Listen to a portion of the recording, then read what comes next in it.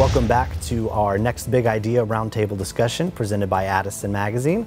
I am Sam Nicholson, your moderator.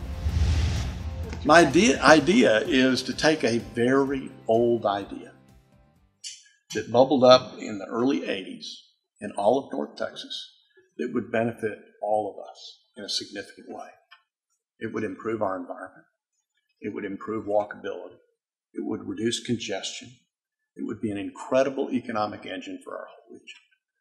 And it was a vision and a promise in 1983. It was called the Cotton Belt. A part of DART's promise to Addison was to connect east and west in a bigger way, all the way east from Richardson and beyond, and west to DFW and to Fort Worth in the Cotton Belt. And for 32 years, Addison has been contributing significantly to the tune of $225 million to that vision.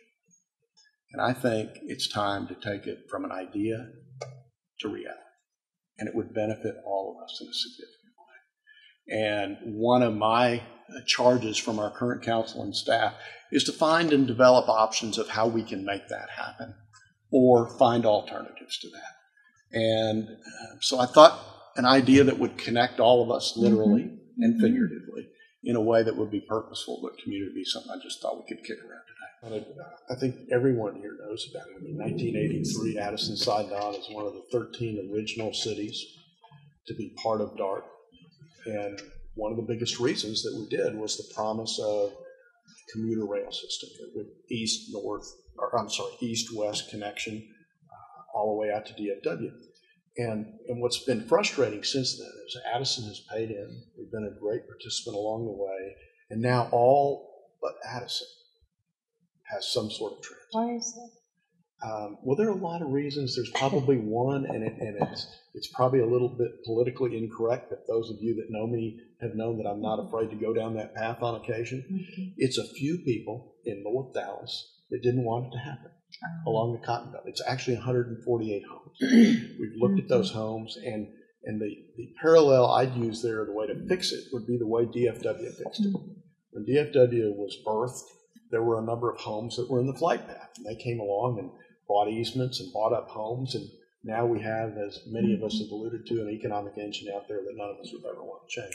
That same opportunity could exist along the Cotton Belt. There are about 148 homes. We go in with a few dollars and do there that maybe what we haven't done in other communities for DART. That's part of the other thing that bothers me about it is the equity of it. We haven't done any of those things for any of the other parts of DART's rail. But that area has been the impediment to what I think is a great economic opportunity for all of the region.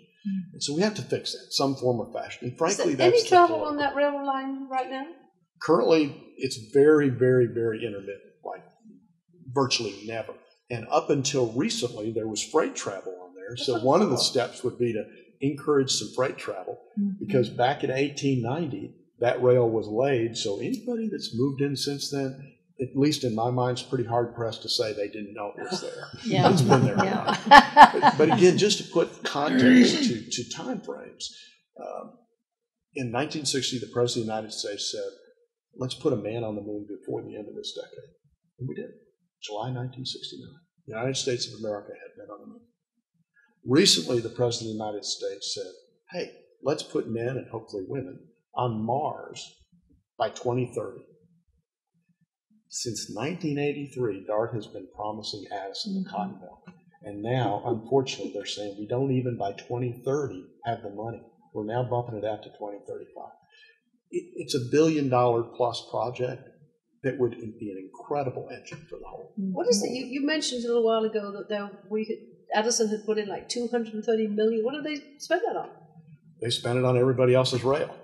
And unfortunately, subsidizing rail service. Because the other problem, and I've recently had a meeting with the DART folks, and the staff people are, I believe, doing exactly what the DART board has asked them to do. So I can't really hold them accountable. So that's the city of Dallas that's getting all that money. The DART DART's actually a separate organization. got it. It's a separate organization. They got it. And that's how they built these other rails. The challenge is that the fare box only covers about 21% of the cost.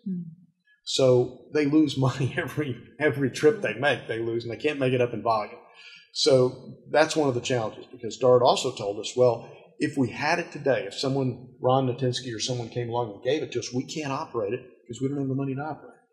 So to your question, where'd the money go? They used it to build other parts of the system and subsidize everybody else's. And we continue to put in.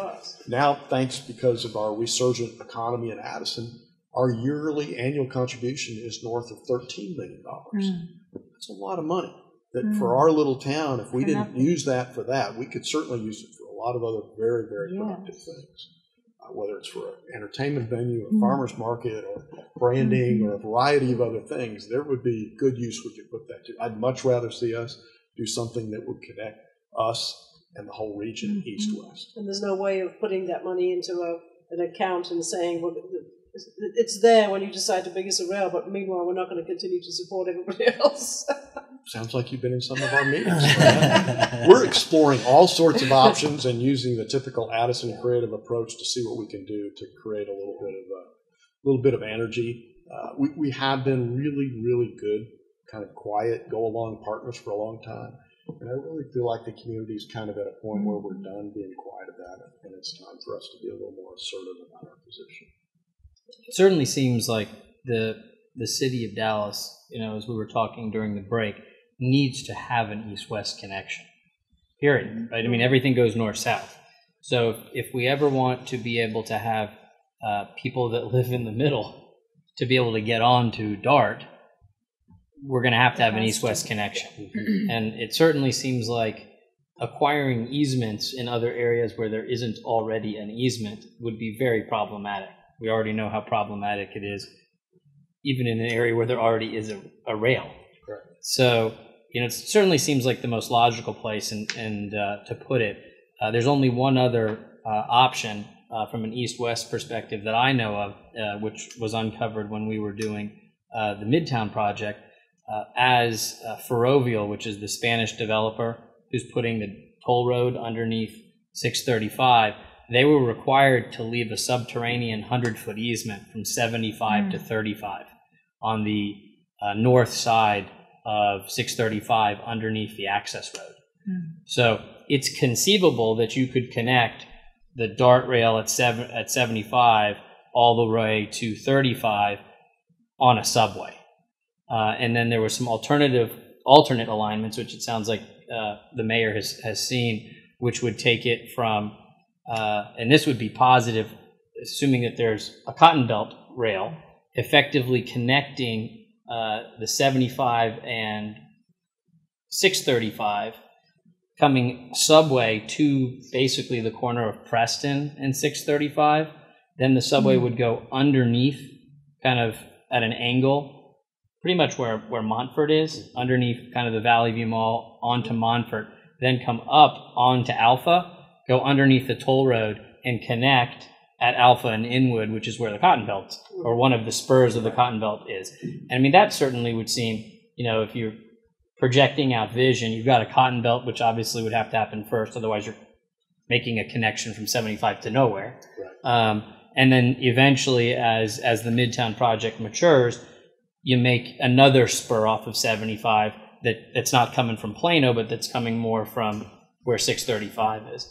So, logic would dictate that's what's going to happen.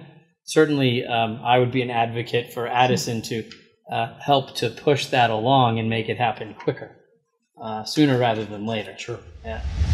Thank you for watching our Next Big Idea roundtable discussion presented by Addison, the magazine of the North Dallas Corridor, here at the Addison Treehouse. We want to hear from you guys. We want to hear what your opinions are on the matters. Please feel free to comment on our YouTube page, our Facebook, follow us on Twitter, and check out addisonmagazine.com for more great ideas.